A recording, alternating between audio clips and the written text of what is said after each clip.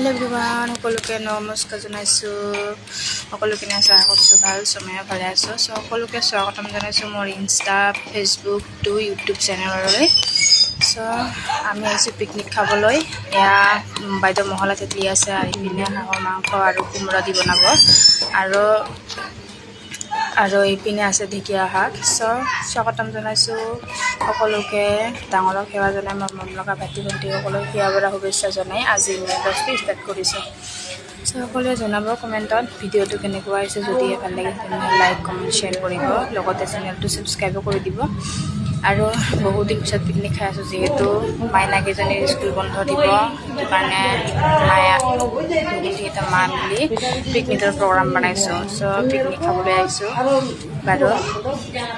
এইপিনে খানা পুৰা ৰেডি হৈ আছে, এইপিনে আলু কোমোৰা ৰেডি হৈ আছে, আৰু এইপিনে আমাৰ